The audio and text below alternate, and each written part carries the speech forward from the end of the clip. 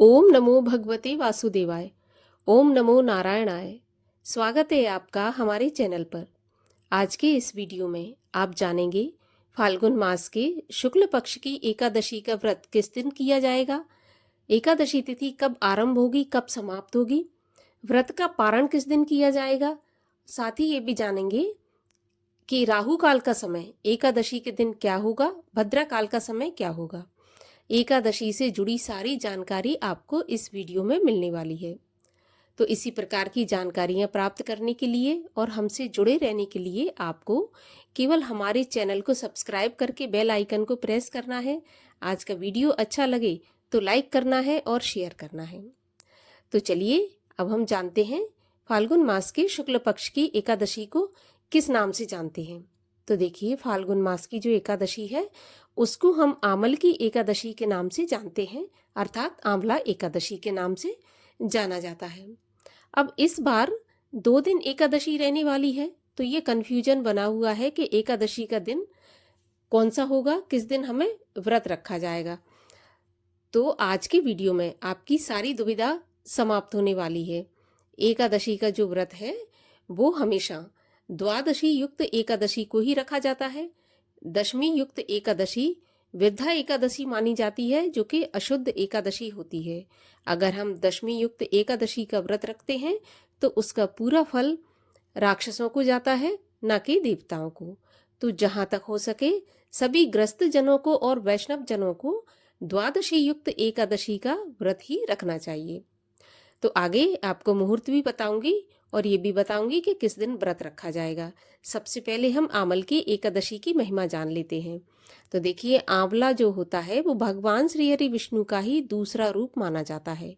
कहा जाता है कि भगवान श्री हरि विष्णु का जब थूक पृथ्वी पर पड़ा था तो उससे आंवले का बीज उत्पन्न हुआ था, आंवले का पेड़ उत्पन्न हुआ था। तो भगवान विष्णु को आंवले का पेड़ और आंवले का जो फल है बहुत अधिक प्रिय है। कहते हैं कि आंवले के जो मूल में, जड़ में भगवान श्री हरि विष्णु का वास होता है और इसके ऊपर के भाग में ब्रह्मा जी का, बीच में भगवान शिव का वास होता है और सारी जो टहनियाँ पत्ते हैं उनमें सभी ऋषि मुनि देवी देवता इन सब का वास होता है। तो बहुत ही पवित्र पूजनीय आंवले का पेड़ होता है। आमल की एकादशी के दिन जो भी भक्तगण एकादशी का व्रत करते हैं उन्हें आंवले के वृक्ष के नीचे ही भगवान श्री हरि विष्णु का पूजन करना चाहिए। आंवले के वृक्ष की 108 या फिर 28 परिक्रमा भी करनी चाहिए। आंवले का भगवान को भोग लगाएं। इस प्रकार से इस आमल की एकादशी व्रत का पालन करें। बाकी के नियम जो हर एकादशी के होते हैं उसी प्रकार होते हैं, जैसे कि दशमी के दिन से नियम पालन करना है। दशमी के सूर्यास्त के बाद आपको नमक और अन्न का सेवन नहीं करना है। ब्रह्मचर्य का पूरी तरह से पालन करना है दशमी की रात्रि में।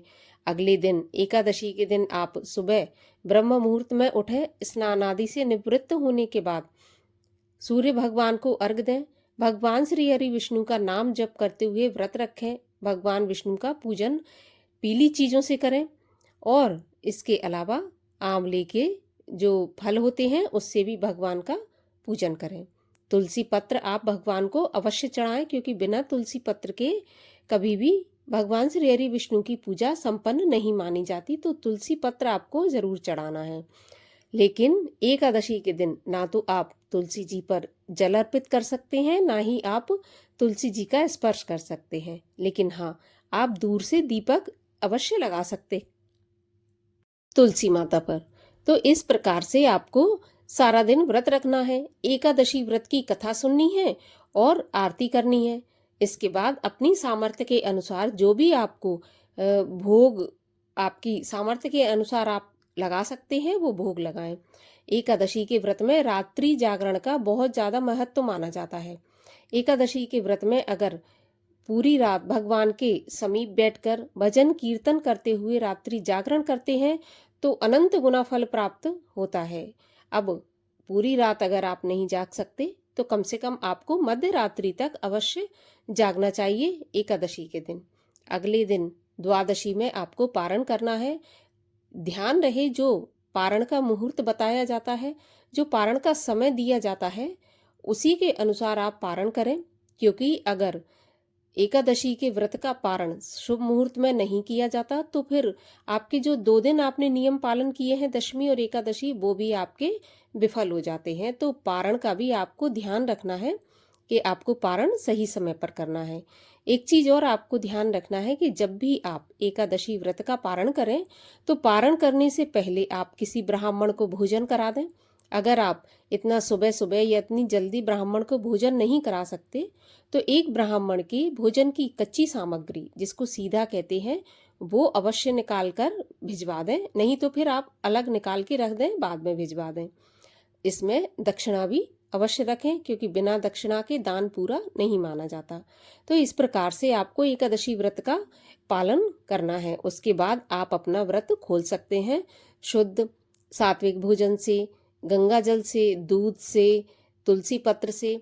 मैंने एकादशी व्रत के पारण की विधि भी बताई है कि आपको किस प्रकार खोलना है, तो आप उस वीडियो को भी देख सकते हैं कि कैसे एकादशी व्रत का पारण करना चाहिए। तब ये एकादशी का व्रत जाकर पूरा होता है, पूर्ण माना जाता है। तभी भगवान हमें पूर्ण फल इस एकादशी व्रत का देते हैं।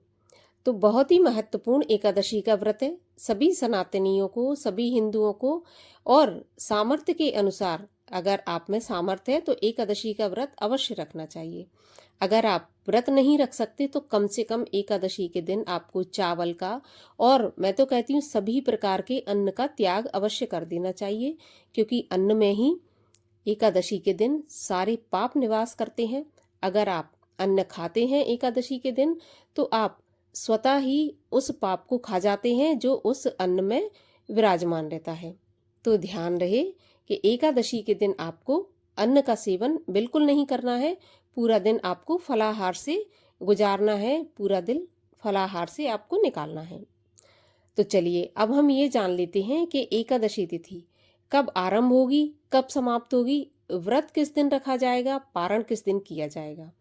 तो देखिए, जो एकादशी तिथि है उसका आरंभ होगा 9 मार्च रविवार सुबह 7:46 से, और एकादशी तिथि समाप्त होगी 10 मार्च सोमवार की सुबह 7:44 पर। तो उदया तिथि के अनुसार आमल की एकादशी का व्रत 10 मार्च 2025 सोमवार के दिन रखा जाएगा। सभी वैष्णव जन और सभी ग्रस्त जन इसी दिन व्रत रखेंगे। द्वादशी तिथि का प्रारंभ होगा 10 मार्च सोमवार की सुबह 7:45 से, और द्वादशी तिथि समाप्त होगी 11 मार्च मंगलवार सुबह 8:13 पर।